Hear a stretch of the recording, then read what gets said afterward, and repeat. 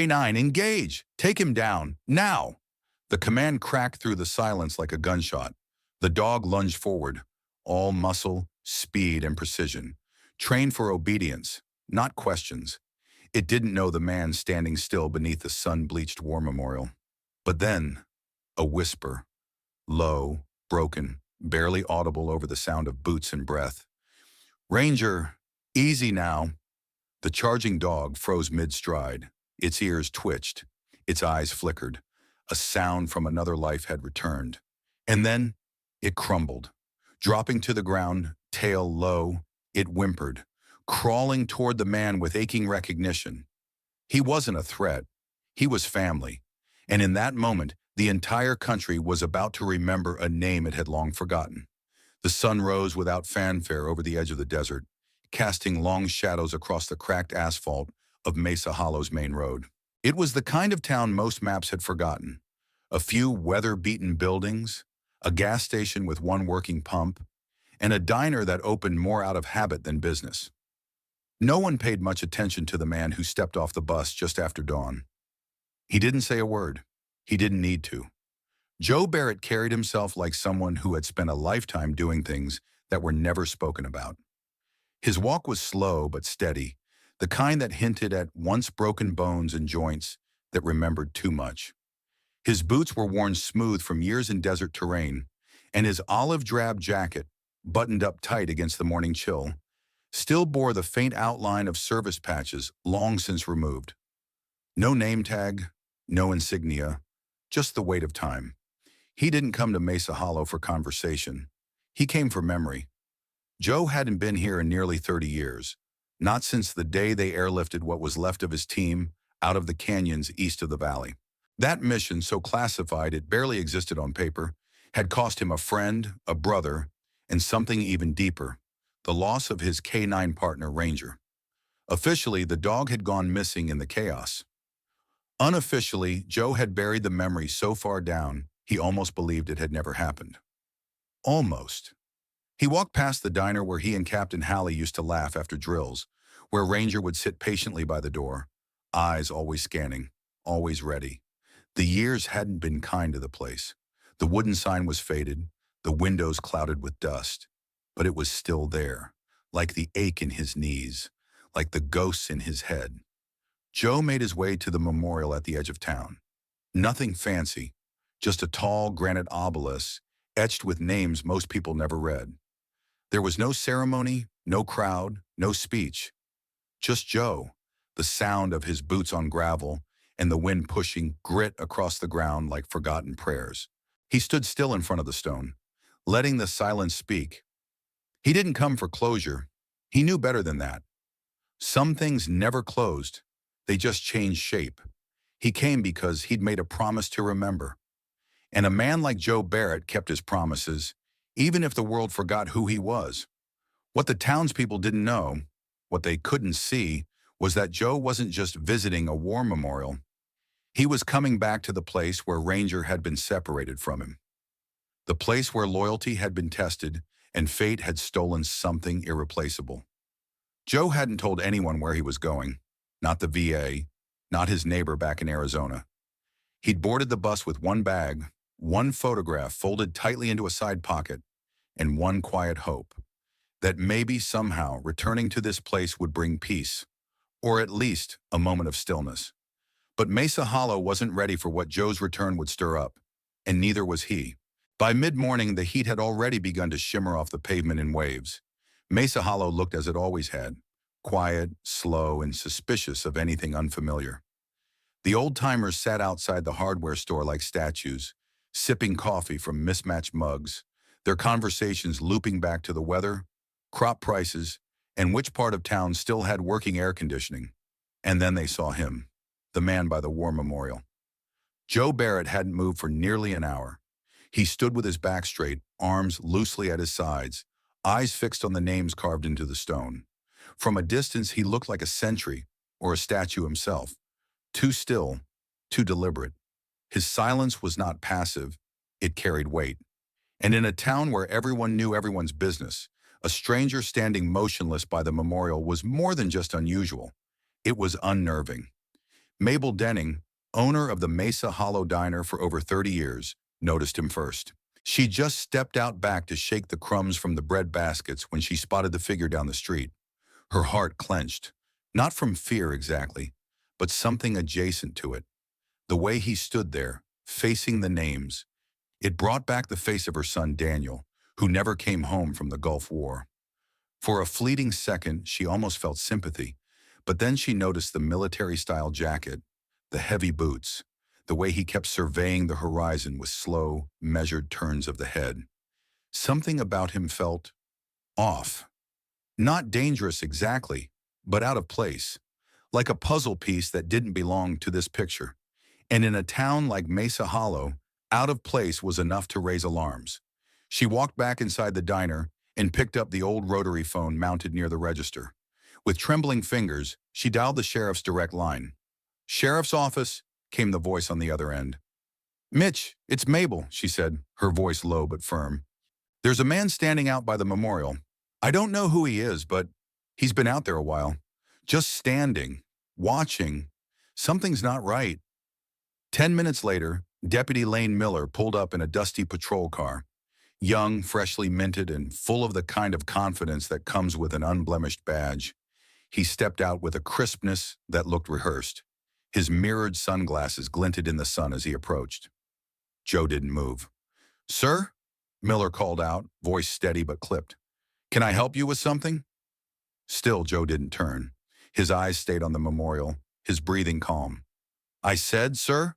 Miller repeated, hand now resting lightly near his holster. Joe finally spoke, his voice dry but unthreatening. "Just paying respects." The young deputy narrowed his eyes. "Do you have ID on you?" Joe turned to face him. His expression was unreadable, neither aggressive nor submissive. "Don't need ID to remember the dead." Miller didn't like that answer. It wasn't hostile, but it didn't follow the script. And when something didn't fit the script in a small town, it became a problem. "I'm going to need you to come with me to the station," Miller said, his posture stiffening. "We'll get everything sorted there." Joe didn't flinch, didn't argue, but neither did he comply. "I'm not breaking the law," he said. "I'm standing on public ground." Miller's jaw tightened. His training hadn't covered this kind of resistance. Polite, firm, and immovable. He reached for his radio. "Dispatch, this is Miller. I've got a possible 1066, requesting backup. Bring the K9 unit, just in case." As the crackle of the radio faded, Joe looked back at the monument. He didn't sigh, he didn't curse, but in his eyes something flickered. Sadness? Resignation? He had come here in peace, but now the ghosts of the past weren't the only ones watching. Sheriff Mitchell Brody stood in the dusty doorway of the station, squinting at the sun-soaked street beyond. His deputy's call had come in terse and unsettled. Lane Miller wasn't the type to ask for backup lightly, let alone mention the K9 unit. Mitch tucked the phone back into its cradle and sighed, pulling his hat down low as he stepped outside. The town was too quiet. As the sheriff's cruiser rolled down Main Street, Mabel Denning stood on the diner porch, arms crossed, watching. She didn't say a word, just gave a nod in the direction of the war memorial. Sheriff Brody followed her gaze and spotted him, still standing, still silent. The man didn't even turn to look at the approaching car. Brody parked, stepped out slowly, one hand resting on his belt, not on his gun, but near enough. He was older than Deputy Miller, slower too, but with the kind of wariness that came from seeing too much over too many years. "Sir," he said with authority, "you've got the town uneasy. We'd appreciate it if you came with us to answer a few questions." Joe Barrett remained motionless. "I'm not causing trouble," he said, not defensive, just matter of fact. "I'm here to remember, that's all." Brody studied him for a long moment, the jacket, the boots, the hard calm of a man who didn't bluff. But the moment had taken on a life of its own. People were gathering. Mabel had stepped outside. The twins from the gas station leaned against their truck, arms folded. And across the street, holding tightly to her mother's hand, stood a little girl with chestnut braids and curious eyes. Her name was Lily Henderson. She was only 6, but sharp, her mind a sponge for stories from her grandfather's photo albums. She tugged her mother's sleeve and whispered something. Her mother leaned down. Lily pointed toward Joe. "Mommy," she said clearly, "he looks like the soldier in Grandpa's picture, the one with the brave dog." Her voice wasn't loud, but it cut through the tension like a bell in church. Brody glanced at her, puzzled. So did a few others. Joe's face, up to that point made of stone, flickered, just slightly. A twitch of the brow, a ghost of recognition. But he said nothing. The radio on Brody's shoulder crackled. "K9 en route. ETA 3 minutes." He exhaled slowly. He hadn't intended to escalate this far, but once the machine was in motion, it was hard to stop. Procedures were like that. Impersonal, inflexible. "Deputy," he said over his shoulder, "keep the perimeter clear." A low hum in the distance became audible, tires crunching over dry gravel. A black SUV with military markings rolled into view, flanked by a patrol cruiser. The back door opened, and out stepped Officer Ramirez, the department's K9 handler, lean and efficient, with a Belgian Malinois on a tight lead. The dog's name was Ranger. He looked every bit the part, alert, powerful, laser-focused. A creature made for compliance. No fear, no hesitation. Ramirez gave the dog a sharp gesture, and Ranger stood at the ready, chest out, tail still. Sheriff Brody turned back to Joe one more time. "This is your last chance, sir. We don't want a scene." Joe didn't move. He just looked down, almost imperceptibly, at the dog. And in his eyes, something ancient stirred. Not fear, memory. The crowd shifted uneasily. Ramirez moved forward. The dog's ears twitched. And somewhere behind them, Lily Henderson whispered to her mother again. "Mommy, I think that dog knows him too." Officer Ramirez gave a sharp nod. "Advance!" Ranger surged forward, trained to move with precision and speed. His paws barely made a sound on the dry ground, every muscle taut beneath his tan and black coat. The crowd tensed as the dog closed in. Someone gasped. Someone else backed away. Even the sheriff's fingers hovered near his holster. But Joe Barrett didn't flinch. He didn't step back. He didn't blink. He simply looked down at the dog with eyes that carried decades of battlefields, blood, brotherhood, and loss. And then he spoke, barely above a whisper. "Ranger, easy now." The words drifted through the heat like smoke, soft, calm, threaded with something deeper than command. Recognition. The dog stopped, mid-stride, ears pricked, legs frozen. The movement was so sudden, so out of character for a trained K9 unit, that Ramirez instinctively pulled the leash tighter, as if to correct the hesitation. But Ranger didn't respond to Ramirez. Not anymore. His ears twitched again. His head cocked slightly, eyes narrowing in disbelief. Something old had stirred in his mind. Something buried beneath thousands of hours of drills and protocol. Joe took one slow step forward. "I know you hear me," he said quietly, voice thick with feeling. "It's me. It's Joe." The dog blinked. Then something broke, like a dam snapping under the weight of memory. The dog let out a low, uncertain whine. Ramirez stiffened. "Hold!" But Ranger didn't obey. He wasn't responding to training now. He was responding to something older, deeper, something that no badge or command word could override. He took a shaky step toward Joe, then another, and then in full view of the silent, stunned town, the dog, this precision instrument of modern policing, lowered himself to the ground, first his front paws, then his belly, his tail curled beneath him, whimpering. He crawled forward, slow and trembling, until his nose touched the toe of Joe's worn boot. Then he tilted his head up and nudged it gently, like a child waking a sleeping parent. Joe's knees buckled. He dropped to the ground in front of the dog, one hand reaching out like it couldn't quite believe this was real. "Ranger?" he choked. "God, it's really you." The dog whined again, higher this time, almost impatient, and pushed his head into Joe's chest. The crowd was still. The wind had even gone quiet, as if the desert itself was holding its breath. Ramirez stood frozen, leash limp in his hand, mouth slightly open. Behind him, Deputy Miller lowered his sunglasses slowly, as though needing to see it with his own eyes. Sheriff Brody stepped forward, voice lowered. "Ramirez, what the hell's going on?" Ramirez didn't answer. He couldn't, because in front of them all, the dog, Mesa Hollow's elite K9 asset, had just broken every rule of discipline to collapse in the arms of a man no one had recognized, except him. Joe wrapped both arms around the animal, pulling him close, burying his face in the thick fur of the dog's neck. His shoulders shook, not from fear, from release. "I thought I lost you," Joe whispered. "All these years." The little girl, Lily, clutched her mother's hand tighter. "That's the brave dog, Mommy, from Grandpa's picture." Mabel Denning stood on the diner porch, a hand pressed over her heart, eyes shimmering with something she hadn't felt in a long time. Hope. And slowly, one by one, the townspeople began to realize they hadn't been witnessing a threat. They'd been witnessing a reunion, a miracle. Ranger, still pressed against Joe's chest, let out a long, contented sigh. His tail thumped once, softly, then again. Joe looked up, eyes wet, voice cracked. "They said he died," he said to no one in particular.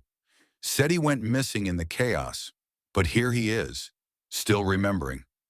Sheriff Brody ran a hand over his face, unsure whether to feel awe, confusion, or both. The war memorial stood behind them all, still weathered, still silent, but today it bore witness to something else entirely. Not a standoff, not an arrest, but the rekindling of a bond forged long ago, in dust, in danger, and in undying loyalty. And nothing would ever be the same again.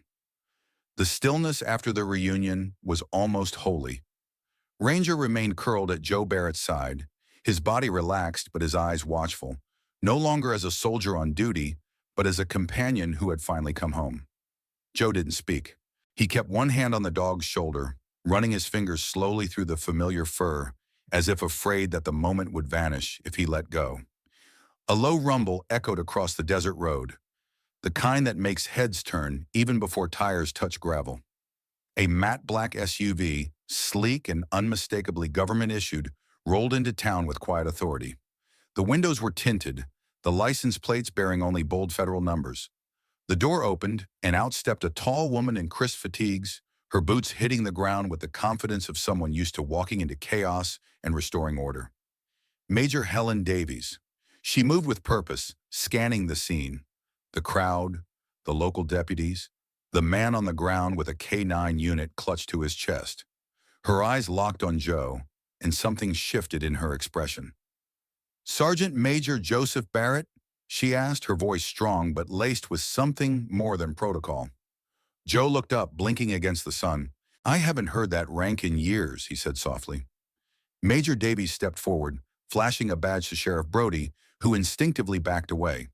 The sight of the credentials and the presence behind them immediately shifted the balance of power. "Sheriff," she said with quiet authority, "I appreciate your concern for safety, but this man is not a threat. He's a decorated war hero. Medal of Honor, Silver Star, served 22 years in Special Operations Command." Deputy Miller's face flushed, the radio still dangling uselessly at his side. Major Davies turned toward Ramirez. "Is that dog registered as K9 Ranger, badge number 7 Bravo X-ray?" Ramirez nodded, confused. "Yes, ma'am, but we call him Ranger now. He was reassigned after his original handler was declared MIA. She tapped her secure tablet, and the screen flickered to life. Data streamed down in precise military formatting. She scanned it, then held it up. "Crosscheck confirms it. This is K9 Ranger, formerly registered as Valor, assigned to Sergeant Major Barrett under Combat Unit Echo 17, reported lost after an IED strike during a Black Ops evacuation in Kandahar." Joe looked down at Ranger, no, Valor, and swallowed hard. "We got hit. Hard. Last I saw of him, he was dragging another man out of the wreckage. I thought he didn't make it." Major Davies' voice softened. "He did. Barely. And he never responded the same to any handler after. Always restless, always searching." Ramirez stepped forward now slowly, as if seeing the dog with new eyes. "I thought he was just intense, like something was missing." "It was," Major Davies said, "his partner." The crowd had grown quiet again, but not from fear, from awe. Lily Henderson stared wide-eyed, whispering something to her grandfather. Mr. Henderson, a Vietnam vet who rarely spoke about war, stood a little straighter. He placed a hand on his granddaughter's shoulder and nodded. Mabel Denning wiped her eyes with the corner of her apron. "I knew he wasn't here to hurt anyone," she whispered. That was the look of a man remembering the dead. Major Davies turned to Joe. "Sir, this reunion, it's going to make headlines. I've already sent word to command, but I had to see it for myself first. You're not just a soldier, Sergeant Major. You're a legend. And this," she looked at Ranger, "is the proof." Joe gave a half smile, tired but genuine. "I didn't come here for headlines, just wanted to say goodbye to a ghost." "Looks like the ghost found you first," Davies said gently. And with that, the truth settled over Mesa Hollow. The man they had feared was not a stranger at all. He was one of the rare few whose loyalty had spanned not just years, but lifetimes. For a brief, golden moment, everything felt right. Joe Barrett sat in the dirt beside the war memorial, arms wrapped around Ranger, his long-lost partner, the dog he thought he'd never see again. Ranger's chest rose and fell against Joe's side, calm for the first time in years. The dog's eyes, once sharp and mechanical in their training, now glowed with something deeper. Recognition, connection, home. But peace has a short half-life when paperwork catches up. Major Davies stepped away from the crowd, speaking quietly into a secure comms line. Her tone remained calm, but the furrow in her brow deepened with every clipped response she received. The kind of words that carry rank, but no heart. Behind her, the sheriff and Ramirez exchanged glances. No one dared interrupt. After several minutes, Davies returned, her expression harder now. She looked at Joe first, not as a fellow soldier, but as someone about to deliver bad news to a man who already carried too much of it. "Sergeant Major," she began, her voice formal again, "I've just spoken with command. They've reviewed the scan data and confirmed the identification." Joe nodded, still kneeling beside Ranger. "And that's that, right? He's mine. We go home." Davies hesitated. "I wish it were that simple." The tone shifted instantly. Ranger's ears perked up. Joe's body stiffened. "What does that mean?" Joe asked flatly. "Technically," she said, "K9 Ranger is still considered government property, classified as an active service asset. He was never formally retired, just reassigned. That puts him under the jurisdiction of Military Working Dog Command." Joe's jaw tightened. "You mean even now, after what you just saw, he goes back into the system?" Davies lowered her voice. "They're dispatching a handler transport team, expected within the hour. Protocol says he'll be taken for reassessment and most likely reassignment." Ramirez stepped forward, disbelief in his voice. "You can't be serious. That dog hasn't responded like this to anyone. Ever. He was meant for him." "I agree," Davies said, eyes flashing. "But this isn't about what we agree on. It's about rules." A murmur spread through the crowd. The townsfolk, once merely spectators, now leaned forward, emotionally invested. Mabel Denning shook her head, pressing a hand to her chest.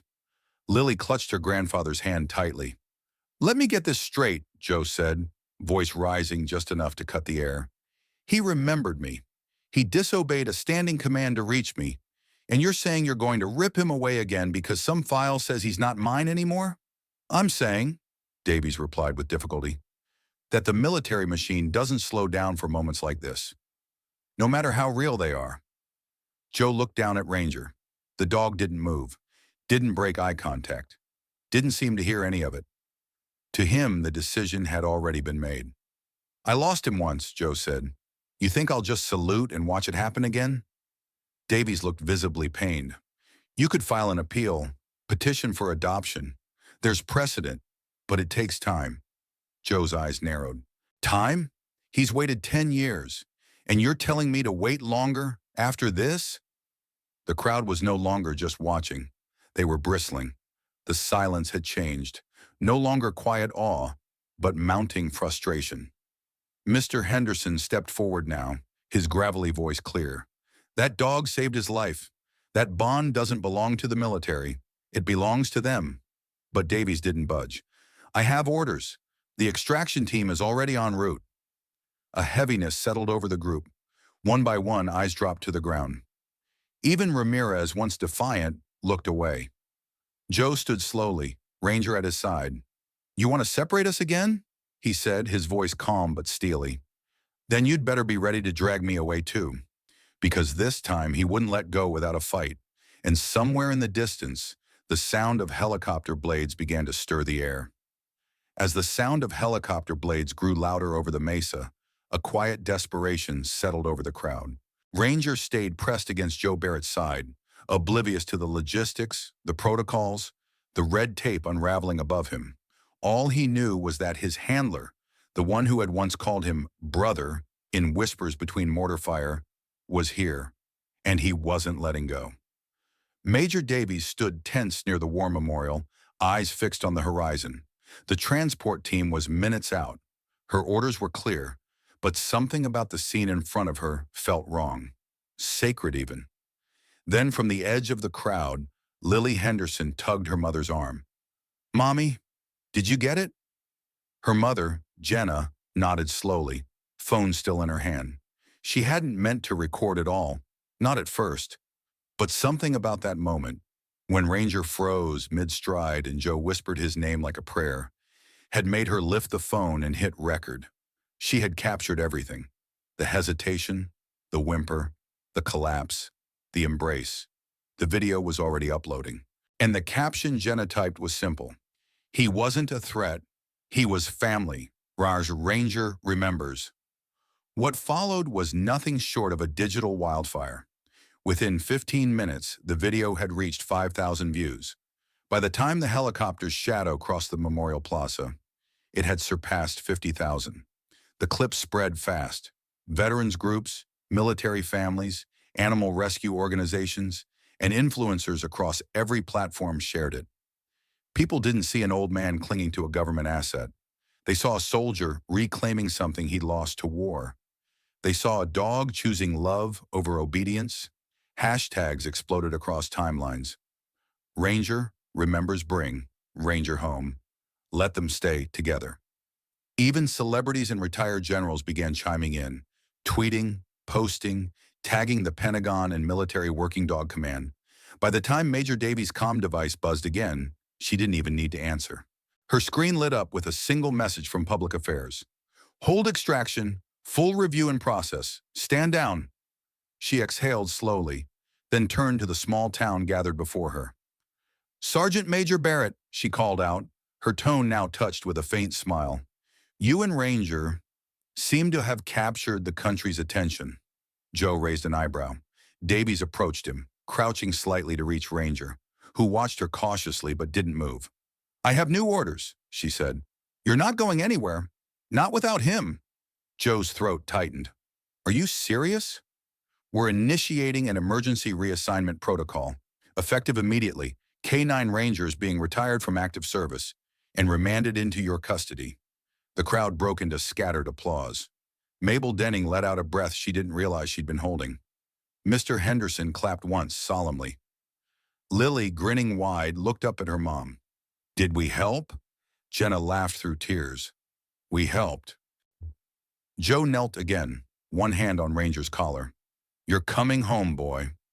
Ranger let out a soft, low bark, like he understood every word. And just like that, the rules bent to something bigger. Not paperwork, not orders, but the voice of a nation, standing behind a man and his dog. Mesa Hollow was never quite the same after that day. The man they once viewed with suspicion had become a quiet figure of respect. Joe Barrett never demanded anything. He didn't ask for a parade or a ceremony. Yet the town gave him something more enduring: acceptance. Every morning he returned to the memorial, this time with Ranger at his side, not standing stiff and alone, but walking slowly with the dog trotting faithfully beside him. People began to wave. Some stopped to shake his hand. Others simply nodded, humbled by the man they'd once misjudged. Sheriff Brody approached Joe a few days later under the shade of the diner's awning. His hat was in his hands, eyes steady. "I owe you an apology," he said, voice low but sincere. "I followed the rule book, but I forgot what it was like to look a veteran in the eye and see more than protocol." Joe gave a small nod. We've all got our training, Sheriff. Some of us just have to unlearn it at the right time. Word spread quickly about the idea, Mabel Dennings, in fact, to place a permanent plaque near the war memorial. She paid for part of it herself, though she said donations just kept showing up in the tip jar next to the register. Within a week, the bronze was installed. Nothing elaborate, just a single line etched beneath the names of fallen heroes. For Joe Barrett and Ranger, bonds that never break. The unveiling drew nearly everyone in town. There was no marching band, no guest speaker, just a hush of reverence as Joe stood beside the stone, one hand resting on Ranger's back. Lily Henderson held a small flag and gave Joe a shy salute. He returned it without a word, but the smile he gave her said more than any speech could. Mesa Hollow had learned something that day about loyalty, humility, and what it means to look again before you judge. And in the silence of that small desert town, a bond that had survived war, time, and bureaucracy was finally home. The rush of news crews faded, but Joe Barrett stayed. He could have left Mesa Hollow, moved closer to the VA hospital, settled into quiet anonymity. But something about this dusty little town, once unsure of him, had changed. It reminded him of the places he and his unit used to protect, humble, proud, and stitched together by people who still looked you in the eye. Each morning, Joe and Ranger walked to the memorial, not as a ritual, but as a promise.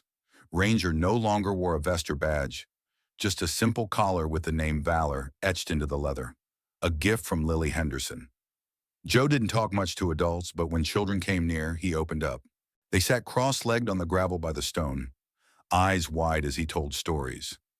Not of war exactly, but of teamwork, trust, and the kind of courage that doesn't always involve a battlefield. Service, he told them, isn't just about the uniform. It's about standing up for something bigger than yourself, even when no one's watching. He gestured to Ranger, now gray around the muzzle. This boy here never questioned if it was too hard, too far, or too late. He just did the job, and he never gave up. One little boy once asked, "Were you ever scared?" Joe smiled. "All the time. But courage isn't about not being afraid. It's about choosing to do the right thing anyway." Ranger would nuzzle closer at those moments, and the kids would reach out, their small hands brushing fur that had once faced bullets and fire. Joe never claimed to be a hero, but in that quiet corner of the desert, with children gathered close and the weight of memory settled beside him, he became something even more enduring. A keeper of stories, a witness to loyalty, a living lesson that some bonds are forged not just in war, but in the daily choice to keep going. And as long as Ranger remained by his side, Joe Barrett would keep showing up. One day, one child, one lesson at a time. Not all heroes return home to fanfare. Some walk quietly among us, weathered, unnoticed, carrying stories too heavy for words. Men like Joe Barrett, dogs like Ranger, they don't seek the spotlight. They don't need it. What they need, what they deserve, is to be remembered. This story isn't just about a dog who remembered his partner. It's about a country learning, again, to look deeper, to pause before judging, to ask, who are we walking past every day without really seeing? In a world moving faster than ever, we often forget the quiet ones, the veterans sitting alone at park benches, the service dogs pacing beside wheelchairs, the names carved in granite and fading in memory. But stories like this remind us that loyalty doesn't disappear with time. It waits, it remembers, and when given the chance, it returns home. If this story touched your heart, if it reminded you of someone you've lost or someone you've overlooked, comment below with "Loyalty never dies." Let's make sure their service isn't forgotten. Let's carry their stories forward. And let's remind each other that true loyalty, whether forged in battle or silence, always finds its way back. Thank you for watching. Please like, subscribe, and share this story with someone who needs to be reminded. They are not forgotten.